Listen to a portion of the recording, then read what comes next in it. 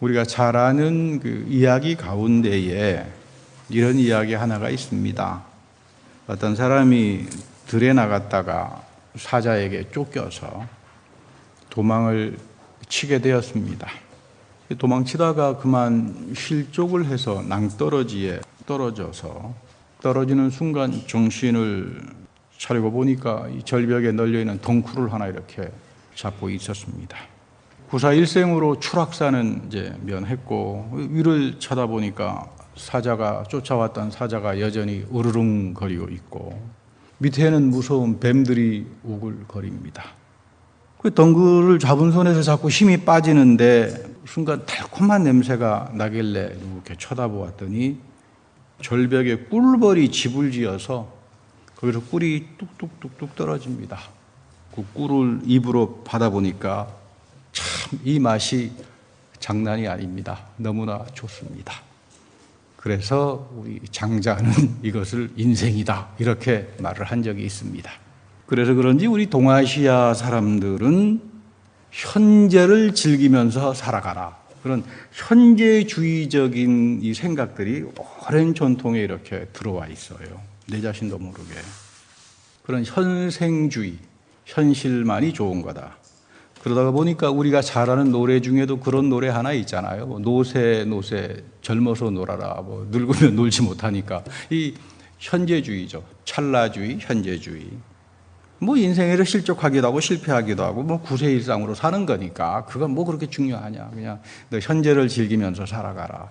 이런 사상은 동아시아의 뿌리 깊은 생각이기도 하지만 그리스 아테네에서도 고대 이런 아주 그 현재 찰나적인 그런 이제 철학이 있었습니다. 그런데 성경은 정반대로 말합니다. 그러니까 노새 젊어서 노새 이렇게 성경이 말 안 하죠. 아무리 찾아봐도 그런 본문이 없어요. 땀 흘리면서 말씀을 사랑하라. 이 성경은 인생을 농부에 비유합니다. 농부. 씨를 뿌려라. 좋은 일을 위해서 하나님의 뜻을 위해서 말씀을 사랑하고 뿌리면서 살다가 보면 반드시 선하게 수확하는 시간이 있다. 왜냐하면 하나님의 성품 가운데 아주 중요한 성품 하나가 보응하십니다. 보응한다. 이거를 우리가 그 동양적인 생각으로 사필귀정이다 이렇게 이해할 필요는 없습니다. 왜냐하면 하나님께서 보응한다라고 하는 말은 하나님께서 그 선한 열매를 맺게 하시는 분이 하나님인데 하나님께서 그러면 그 선한 열매를 어떻게 내 인생 속에서 맺게 하시는가? 내 삶 가운데에 동행해 주십니다. 하나님의 말씀으로 하나님의 은혜로 내 삶에 동행하고 인도해 주시니까 우리가 좋은 열매를 맺게 된다는 이야기입니다. 여러분 인생에 나가서 내가 아무리 열심히 일한들 좋은 열매를 맺을 때가 많습니까? 그렇지 않습니다. 사필귀정이라고 하는 게 정확한 말은 아닙니다. 내가 노력을 했고 내가 땀을 흘렸지만 얻어지는 결과가 때로는 대단히 험악하고 실망스러운 결과를 얻을 때도 많이 있습니다. 하나님께서 보응하시는 분이다. 너희들의 인생을 농부처럼 살아가라. 하나님께서 선한 것을 걷게 해주신다. 믿음이죠. 이 믿음을 가지고 살아가라 이렇게 말합니다. 우리 최근에 그 예일대학에 이제 은퇴하셨습니다만은 아주 유명한 미국의 아주 유명한 신학자 한 분이 계셨습니다. 이 조지 림백이라고 하는 분인데 이분이 아주 유명한 말을 쓴 적이 있어요. 그분이 쓴 책에서 세상이 아니라 하나님 말씀이 성경이 세상을 흡수한다. 짤막한 말이지만 대단히 깊이 있는 말이에요. 우리는 흔히 생각하기를 세상의 가치, 세상적인 판단 이런 거 가지고 성경을 자기 멋대로 뭉개버릴 수 있을 것 같은데 천만의 말이다 이 말이에요. 하나님의 말씀이 성경에 기록된 하나님의 모든 것들이 오히려 세상의 가치를 흡수하고 변혁하고 새롭게 만들어간다. 기독교인이라고 하는 건 뭐냐? 믿음의 사람이라고 하는 건 뭐냐? 끊임없이 하나님 말씀을 농부처럼 뿌리고 소화하고 먹고 살아가는 사람들이다. 이렇게 이제 우리 림백은 말합니다. 두 번째는 이런 믿음이 바르게 자라기 위해서 하나님은 믿음의 공동체인 교회를 주신다. 우리가 교회 안에서 서로 믿음을 서로 나눕니다. 성경 공부를 하면서 자기 생각들을 같이 나누잖아요. 또 성도의 교제로 합니다. 그리고 예배를 통해서 끊임없이 베풀어 주시는 하나님의 은혜를 우리가 체험하면서 내 신앙이 바르게 자라게 된다. 그리고 그런 신앙 속에 하나님이 성령을 통해서 성령의 열매를 맺게 하신다. 그 이야기입니다. 또 여러분 신앙생활이라고 하는 것은 즐기는 생활이고 맺는 생활입니다. 신앙은 즐김이에요. 하나님께서 내 삶을 열매를 맺게 해주시니까 그 열매를 따먹잖아요. 즐겁지 않습니까? 여러분 하나님이 여러분들의 인생 속에서 맺게 해주는 열매를 따먹어 본 분들 계세요. 여러분들 대부분 다 그런 체험들을 하셨겠습니다만 그게 참 즐겁습니다. 그런 열매를 먹으면 마음의 기쁨이 있죠. 평화가 있고. 이게 다시 말하면 신앙 생활이다. 그런 이야기입니다. 그러려면 하나님 말씀이 나의 삶을 다스려야 돼요. 내 마음과 영혼을 다스려줘야 되고 내 가정을 다스려야 되고 내 직장을 그리고 사회를 이 하나님 말씀이 다스려 줘야 합니다. 하나님께서 하나님의 말씀의 가치대로 다스려 줄 때 그 사회도 평화가 있는 거 아니겠습니까? 요즘 대한민국은 동성애 문제로 많이 시끄럽습니다. 이 서구 사회의 그 리버럴주의라고 하는 게 있습니다. 리버럴주의. 흔히 이제 그걸 좀 비판하는 사람들은 PC 좌파다 이렇게 말합니다. 저는 리버럴주의는 좌파하고는 큰 상관이 없는 사람들입니다. 그런가 하면 이제 페미니즘이라고 그래서 여성 파워, 여성주의. 하나님도 여성으로 이야기하자. 이런 이제 사람들이요. 기독교 안에 들어와 있는 좀 이상한 사람들입니다. 하나님이 아니라 여신을 섬기자. 이런, 그럼 기독교라고 말을 하는데 주로 여성분들이 많습니다. 이런 데에. 근데 이제 문제는 이 한국의 사람들이 서구에 와서 미국에 와서 그런 일부 사람들의 그 영향을 받고 흉내냅니다. 한국 가서. 그대로. 여러분, 모든 사상이라고 하는 거는 그 사회, 역사, 전통, 문화에 따라서 다 달라집니다. 그렇잖아요. 미국에서 진리가 되는 게 여러분 아프리카에 가면 진리가 됩니까? 에스키모에 가면 진리가 됩니까? 되지 않습니다. 우리가 아는 진리라고 하는 건 상대적인 겁니다. 인간이 알고 있는 진리체계라고 하는 건 상대적입니다. 우리 성경 공부 시간에 말씀드렸습니다만 에스키모에 가면 손님 앞에 그 인사 접대가 자기 부인을 접대한다 그러잖아요. 그 선교사가 갔다가 아주 기겁을 해가지고 이러지도 못하고 저러지도 못하고 그건 에스키모에서 통용되는 이야기지 우리에게는 통용이 되는 이야기가 아닙니다. 사상이라고 하는 것은 항상 그 전통과 문화와 언어 속에서 새롭게 해석이 돼야지 그 서구에 있는 사람들 몇 줄 갖다 놓고는 굉장히 자기를 똑똑한 사람처럼 이렇게 보입니다. 저는 이런 분들이 하는 이야기 속에서 동성애 결혼이라는 말을 쓰는데 사실 여러분 결혼이라고 하는 말은 종교적인 언어예요. 성경의 가치입니다. 미국에서는 결혼은 종교적인 언어입니다. 그렇잖아요. 하나님께서 결혼을 허락했잖아요. 그러니까 서구 사회에서는 결혼이라고 하는 종교적인 가치를 갖기 때문에 그리고 사도 바울에게는 동성애라고 하는 것은 하나님 나라의 유업을 받지 못합니다. 구원에서 배제가 된다는 말이죠. 하나님 창조의 질서에 못 들어옵니다. 동성애는. 성경에 여러분 고린도전서 보면 그대로 나와 있잖아요.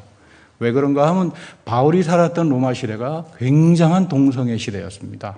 우리 시대만 동성애가 있는 게 아니라 플라톤부터 그 유명하다는 철학자부터 동성애를 즐기고 살았던 사람들이에요. 근데 바울은 아니라고 합니다. 하나님의 질서에 못 들어온다. 그러면 여러분 동성애 결혼이라고 하는 말은 말 자체가 틀린 말이죠. 동성애는 하나님께서 인정 안 하는 건데 결혼이라고 하는 말은 종교적인 가치를 담고 있는데 이 두 말이 어떻게 성립이 됩니까?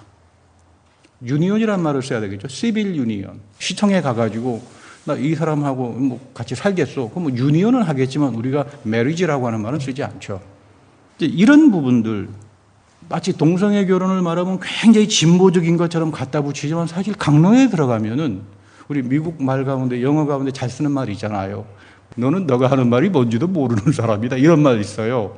논쟁하다가 보면 너는 you don't know what you are talking about 하는 말은 무슨 말인지도 모르고 산다. 이런 엉터리 같은. 강론에 들어가면 지식 가지고 자랑하고 자기는 무슨 엘리트이냐. 여러분 이런 거는 진리의 태도가 전혀 아닙니다. 반성적인 지식을 갖지 못하니까 지식이 사람을 엉뚱하게 만들어버리고 교만하게 만들어버리고 허탄하게 만들어버리는 겁니다. 제가 만나면 그런 사람도 있습니다. 목사님 나는 교회하고는 상관없이 혼자서 하도 성경을 많이 읽어서 성경 박사인데 굳이 교회에 갈 필요 있겠습니까? 이런 분들도 계세요. 근데 여러분 중요한 거는 교회는 제가 여러 차례 말씀드리지만 눈에 보이는 게 아닙니다. 교회는 여러분들이 말씀을 통해서 성령을 체험할 때 일어나는 영적 사건이 교회예요. 그거를 우리가 보이지 않는 교회라고 말합니다. 내가 말씀을 통해서 살아있는 하나님의 성령을 체험했던 사람들이 하나님께서 믿음의 공동체를 통해 가지고 이 사건들을 이어가길 원하니까 그래서 교회를 사랑하는 겁니다. 뭐 교회가 크다고 무슨 교회 건물이 그렇다고 해가지고 그게 여러분 교회가 아닙니다. 여러분 개개인이 내가 살아있는 하나님의 말씀 속에서 그 영적 사건을 경험하고 있는가? 그게 교회예요. 그렇게 해서 성령께서 여러분들을 교회로 모이게 하고 하나님을 찬양하게 합니다. 여러분 우리가 분명히 이걸 알아야 합니다. 바울은 고린도전서 10장 5절 이하에서 성경에서 되어진 모든 일들이 우리에게 거울이 된다. 이게 무슨 말이겠습니까? 성경 맨날 거울처럼 쳐다보라 그 말이에요. 여러분들 여성들은 하루에 겨울 한 3번, 3번보다 더 많이 보시겠죠. 아무튼 자주 보잖아요, 거울을. 지금 바울이 하는 이야기가 뭐냐, 거울처럼 비춰보고 살아라 그 말이에요. 자주 비춰봐라. 물론 저는 거울보다는 성경 말씀을 자주 비춰보고 삽니다만은. 왜냐하면 이게 과거의 이야기가 아니다. 하나님께서 성경을 통해서 했던 그 역사가 그대로 너의 삶에 반영이 되고 투영이 된다 그 말이에요. 너희들이 하나님이 어떤 분인가를 알려면 그 성경 세계 속에 들어가서 하나님의 성품이 어떤 분이고 하나님이 뭘 사랑하는지 하나님께서 뭘 싫어하는지 이 성품을 알라 이 말이에요. 그래서 그 사건들이 너희에게 이루어진다. 오늘 굉장히 중요한 말을 합니다. 사도 바울이 말하기를 이스라엘의 조상들이 성령의 구름의 보호 아래 바다 한가운데를 지나갔다. 여러분 지금 홍해를 건넌 사건을 이야기하잖아요. 근데 지금 놀라운 이야기는 바울은 이 홍해를 가른 사건은 다름이 아니라 여러분들 개개인이 성령을 물과 세례를 통해서 받은 세례였다라고 말합니다. 근데 이게 무슨 말이에요? 아니 홍해 바다 사건이 지금 내가 받는 성령 세례, 교회에서 받았던 세례 속으로 이어진다는 말이죠. 다시 말하면 너희들이 하나님의 백성으로 세례 속에서 성령 안에서 말씀 안에서 그 삶의 변화를 경험한 사람들은 하나님께서 홍해를 가르면서 일으켜졌던 그 놀라운 사건들이 여러분들의 삶을 그릇으로 삼아서 이어간다 그 말이에요. 여러분 이거 대단히 영적으로 중요한 의미를 갖습니다. 그래서 우리 사도 바울 선생이 하는 이야기가 문자는 죽인다. 어떤 분들은 목사님 그러면 그 홍해바다 같은 사건이 오늘날도 일어납니까? 사도 바울이 뭐라고 합니까? 문자는 죽인다 이 말이에요. 영이 살리죠. 여러분들이 성경을 통해서 홍해바다의 사건을 경험하면서 이것이 하나님께서 홍해 속에서 광야 속에서 일으켰던 그 놀라운 역사의 사건이 오늘 내 삶 속에서 하나님의 백성의 삶 속에서 이어가져 가는구나. 그래서 여러분 이것이 소중하게 주어지는 겁니다. 교회에서 받은 세례가 단순히 형식적인 것이 아니다. 영적인 사건을 담는 그릇이다. 광야에서 이스라엘 백성들이 신령한 물을 마셨습니다. 신령한 만나를 먹었습니다. 여전히 하나님은 그 신령한 양식, 만나, 생명의 양식을 여러분들의 삶 속에 부어주시고 이어가게 합니다. 그렇기 때문에 우리가 성경을 거울처럼 보는 겁니다. 알아야 되잖아요. 신령한 지식을 알아야 우리가 하나님과 동행할 수 있고 하나님이 주시는 은혜의 사람으로 살아갈 수가 있는 거예요. 신명기 5장을 보면 십계명이 나오는데 신명기 5장에 이어서 6장에 가면 쉐마라고 하는 이스라엘 백성들에게 아주 목숨보다 중요한 쉐마라고 하는 신앙 고백이 나옵니다. 쉐마라고 하는 건 뭐냐면 가르치는 겁니다. 하나님은 몸과 마음과 정성을 다해서 사랑하는데 우리가 하나님을 사랑하려면 하나님이 어떤 분인가를 알아야 되잖아요. 배워야 되잖아요.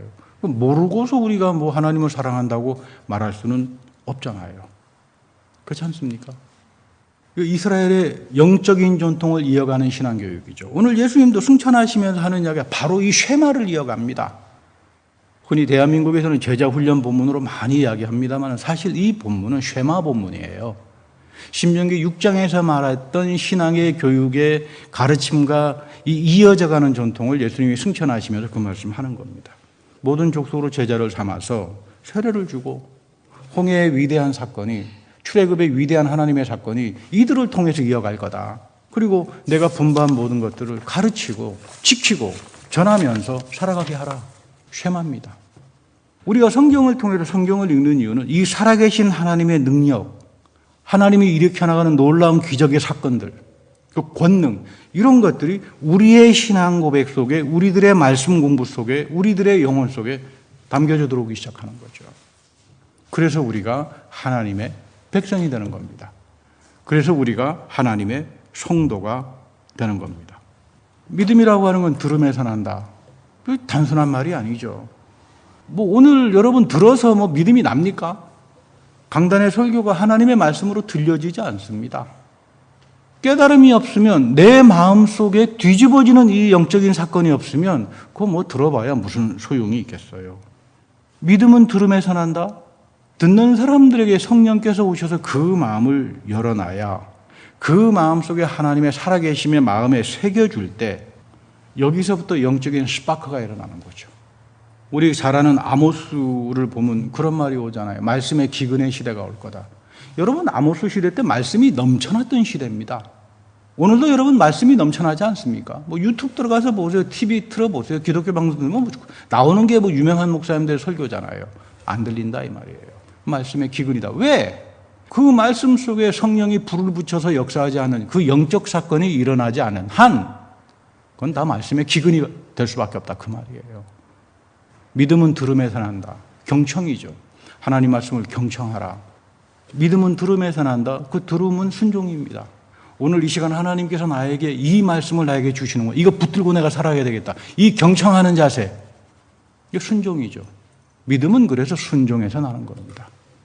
이 사건을 가능하게 하는, 이 영적인 각성을 가능하게 하는 게 성령의 역사예요.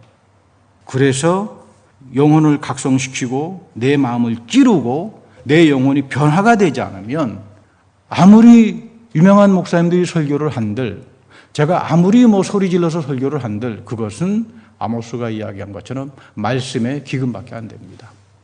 말씀의 기근을 생기면 생명이 끊겨져 버리잖아요. 우리가 늘 성경책을 영적인 거울처럼 지켜봐야 되는데 이 말씀이 끊겨져 버리잖아요. 그럼 그 사람들의 상태가 어떻게 되겠습니까? 황망해져 버리죠. 기갈 가운데 살아가는, 최근에 대한민국이 하도 더워가지고 아주 기갈에 그냥 아주 더워서 힘들었다라고 이야기하는데, 여러분 그 보통 일이 아닙니다. 인장처럼 나의 영혼에 새겨지도록 하나님 말씀을 향해서 내가 경청하고 순종하는 자세를 가지고 살아가라. 그렇지 않으면 모든 말씀은 다 기근처럼, 말씀이 고갈처럼 나타날 것이다. 그게 오늘 하는 이야기입니다.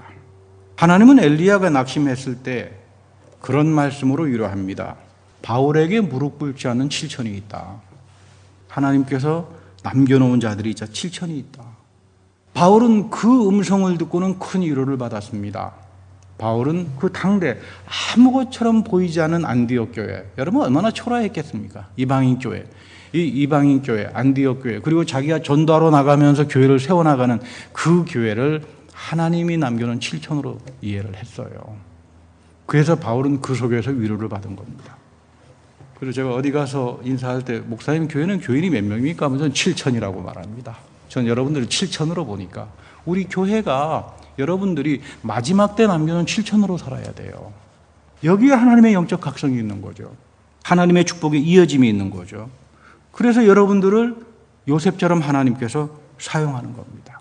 우리가 잘 아는 시편 1편을 보면 이 시편 전체를 요약해 놓은 서머리, 요약이 시편 1편이에요.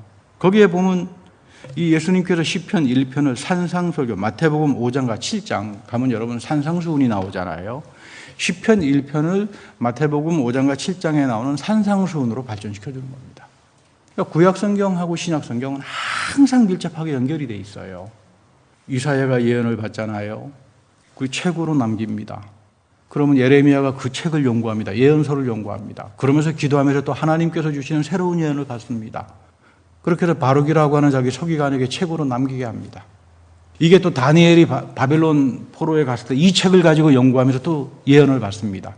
여러분, 이 하나님 말씀이라고 하는 게 예언이고 이렇게 이어지는 겁니다. 이것이 내 삶 속에서 끊임없이 새롭게 반성되면서 나를 새롭게 하고 나를 복되게 하고, 그래서 성경은 복에 대해서 많은 말을 하지만 가장 중요한 것은 성경은 복된 사람을 말합니다. 환경이 좋아가지고 저 사람 복된 사람이다. 우리는 흔히 저 사람 금수저 출신이야, 저 사람 운수저 출신이야, 그러니까 참 좋겠지. 그렇지 않습니다. 그런 생각하면 여러분 망합니다. 존재가 복된 존재로 뒤바뀌어지지 않은 이상은 믿음도 그렇지만 인문사회학도 모든 사회학의 내용은 존재에 대한 이야기를 합니다. 너 존재가 엉터리로 있는 한은 아무리 상황이 복되다 그러더라도 복될 수가 없어요. 성경은 복된 존재로 살아가라. 하나님 말씀 안에서 너는 새로운 존재로 살아가라. 이거에 초점이 있습니다. 그래서 우리 사도 바울 선생도 그 말 하잖아요. 너희들은 성령 안에서 그리스도 안에서 새로운 피조물이다. 여러분, 새하늘과 새 땅이 우리에게 약속이 되어 있고 예비가 되어 있고 이어집니다. 그래서 믿음은 즐김이에요. 믿음은 누리는 겁니다. 내가 믿음을 통해서 하나님이 나에게 새하늘과 새 땅을 열어가시잖아요. 그거를 바라보고 기뻐하고 즐기고 누리는 건데, 새하늘과 새 땅이 주어지면 뭐합니까? 내 존재는 여전히 옛 존재고 엉터리 같은 존재고 내 존재가 그대로 그런 나의 욕심과 구습 속에 담겨져 있는 한 그 복을 우리가 누릴 수가 없죠. 어떤 분들은 돈이 있으면 참 내가 복되겠다 그래가지고는 돈을 많이 벌었더니 그런 사람도 있습니다. 한다는 이야기야. 돈 없을 때가 너무 좋았어. 이게 무슨 이야기입니까? 어떤 사람은 죽자 살자 다 장가 가야 되고 그러면 그냥 여자 뒷고문이 쫓아다니고 인생이라고 하는 게 결혼을 해야지 그러고 하다가 막상 또 결혼하니까 한다는 말이 총각 때 너무 좋았지. 여러분, 이 환경으로 가는 거는 여러분 이게 복이 아니에요. 그래서 여러분 제일 복된 사람이라 저주받은 사람이 복권 당첨된 사람이라고 그러잖아요. 저도 복권 당첨 한번 돼봤으면 좋겠습니다만은 그런 은혜는 하나님께서 안 주시라고 믿습니다. 여러분들에게 우리가 복권 당첨이 아니라 하나님이 주시는 만나를 가지고 여러분들이 살아야지. 그리고 복권 당첨해가지고 그 사람들 존재가 제대로 된 사람들이 거의 없어요. 신문을 봤더니 영국 사람이 복권 당첨했는데 지금은 다 망해가지고요. 마약에 다 쪄들어가지고 식당에 가가지고 주급 5달러인가 받는 아주 형편없는 사람이 됐는데 이 사람 이야기가 재미있습니다. 지금이 더 행복하다. 근데 인간의 삶이라고 하는 건 행복 지수가 있죠. 내가 어떤 존재로 어떤 태도를 가지고 살아갈 건가. 중요합니다. 하나님이 여러분들에게 새하늘과 새 땅을 열어놓으십니다. 내가 이 새하늘과 새 땅의 그 영적인 놀라운 세계를 체험하려면, 그거를 내가 즐기고 누리고 살려면 내가 새로운 피조물이 돼야 돼요. 새로운 피조물이 된다는 건 어려운 게 아닙니다. 정직하게 말씀이 있고 성경대로 비춰보고 내가 잘못한 거 있으면 내가 잘못했구나 고치고 하나님 말씀에 대한 경청하는 태도, 순종하는 태도, 이렇게 가지고 살다가 보면 하나님께서 여러분들의 삶을 요셉처럼, 여러분 아담과 하와를 보면은 그 환경이 얼마나 좋습니까? 여러분 에덴 동산이 환경으로는 최고 아닙니까? 그 환경에서 지옥으로 만들어버린 사람이 인간들이에요. 그렇잖아요. 근데 요셉은 환경은 엉망진창 아닙니까? 가는 데마다 오해받고 두들겨 맞고 감옥 들어가고 그랬잖아요. 근데 요셉의 삶 속에서 항상 그 마음 속에 이어지는 건 하나님 나라 아닙니까? 하나님께서 모든 상황 속에서 형통하게 하잖아요. 존재가 복을 받은 사람들이에요. 여러분 신앙생활이라고 하는 건, 교회 생활을 하는 거는 여러분들이 존재를 위한 복, 이것 때문에 내가 하나님의 백성으로 살아가는 것 자체가 대단한 내 존재의 복이로구나. 여러분 내 존재가 바뀌면 그 다음 뭐가 바뀌겠습니까? 운명이 바꾸잖아요. 점치는 사람은 그런 말을 한대요. 보면 기독교인인 줄 안답니다. 당신은 딱 어느 목사님이 시험하려고 딱 갔더니 당신은 점괘가 안 나오는 거 보니까 기독교인인가 보지요. 그래서 아주 좋아가지고 왔는데 장로님이 딱 찾아가서 점괘를 보니까 이래라 저래라 그래서 너무 시험에 들어가지고, 아니 저 사람은 점괘가 안 나온다고 해서 자기는 점괘가 너무 잘 나온다고 말이죠. 그렇게 해서 실망해서 돌아왔다는 그런 말도 들은 적이 있습니다. 그건 또 점치러 갈 일은 또 뭐가 있겠어요. 중요한 건 내가 하나님의 말씀 앞에서 내 존재가 바뀝니다. 우리가 하나님 말씀을 열심히 공부하는 것도 다른 게 아닙니다. 내 마음과 심성과 생각이 말씀을 통해서 거듭나고 바꿔주는 거죠. 오늘 예레미야에서 굉장히 중요한 말을 합니다. 이 예레미야가 내가 말씀을 받았는데 내 마음이 상했다. 여러분들 말씀을 읽다가 자기 마음이 상하는 경우가 있습니까? 내 모든 뼈가 떨렸다. 심지어 내가 포도주에 취한 사람처럼 멍했다, 이런 말입니다. 포도주에 잡힌 사람처럼. 이게 여호와의 거룩한 말씀 때문이다. 중요한 이야기죠.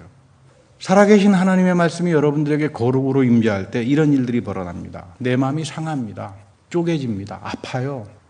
내 심령이 아픕니다. 이 하나님 말씀 앞에서. 내 뼈가 흔들립니다. 무섭습니다. 거룩하신 하나님 말씀 앞에서 두려움을 느낍니다. 특히 하나님께서는 이런 말씀을 통해서 우리를 전하는 사람으로 만듭니다. 하나님께서 말씀에 불을 붙여서 역사합니다. 우리가 이것을 사모해야 돼요. 우리가 글자인 성경을 읽지만 하나님 성령을 통해서 이 말씀에 불을 붙여주셔서 내 마음이 상하게 하고 내 뼈가 떨리게 해서 정말로 살아계신 이 하나님의 역사를 남에게 전하는 그런 사람으로 살게 해주십시오. 그리고 그 예레미야 23장 29절에 가면 그런 말하죠. 나 여호와가 말한다. 내 말이 불같지 아니하냐. 반석을 쳐서 부서뜨리는 방망이 같지 아니하냐. 우리가 목사할 때 거룩한 말씀을 통해서 하나님이 방망이처럼 역사한다. 어떤 집사님을 만났더니 우리 교회 목사님은 방망이 설교를 너무 잘하세요. 그래서 방망이 설교가 뭡니까? 그랬더니 어떻게 하는지 자기 집에서 했던 거 어떻게 자기 부인 앞에 들었는지 꼭 설교 시간에 그 이야기를 한대요. 그래서 그 목사가 무슨 당신 집에서 있는 걸 일부러 방망이질 하기 위해서 설교를 하는 게 아니라 하나님 말씀이 방망이다. 그러니까 당신이 설교를 들을 때 내 마음에 이 충격이 오고 떨림이 오고 방망이질을 하게 되면 하나님께서 나에게 역사하시고 나와 더불어 말씀하기를 원하고 내가 새롭게 살기를 원하는구나. 여러분 이렇게 우리가 살아야 되죠. 중요한 겁니다. 그럼 우리가 이 말씀을 통해서 예레미야서도 그렇고 고린도전서도 그렇고 마태복음 속에는 복된 사람이라고 하는 것은 다른 게 아니라 말씀으로 변화를 입는 사람들이에요. 말씀 속에서 내 존재와 인격과 내 생각이 뒤집어지는 사람들입니다. 그래서 여러분들의 운명이 바뀝니다. 여러분들의 삶이 180도로 바뀝니다. 그래서 하나님이 우리 앞에서 베풀어 주시는 새하늘과 새 땅을 새로운 피조물로 즐기고 누리고 살아가게 합니다. 이것이 믿음 생활이에요. 이런 믿음을 추구하는 여러분들이 되기를 축복합니다. 다 같이 기도하겠습니다. 하나님, 우리가 하나님 말씀을 읽지만 때로는 너무나 인간적으로 생각하고 이 말씀 가운데 담겨져 있는 하나님의 깊은 뜻과 하나님의 성령과 영적인 각성을 하지 못하고 살아갈 때가 많습니다. 주님의 말씀 앞에서 새롭게 하시고 하나님께서 베풀어 주시는 새하늘과 새 땅 앞에서 늘 새로운 존재로 그 존재의 복을 경험하여 주님과 더불어 동행하며 형통하는 우리 모든 믿음의 식구가 다 되게 하여 주옵소서. 우리 구주 예수 그리스도의 이름으로 감사하며 기도드립니다. 아멘.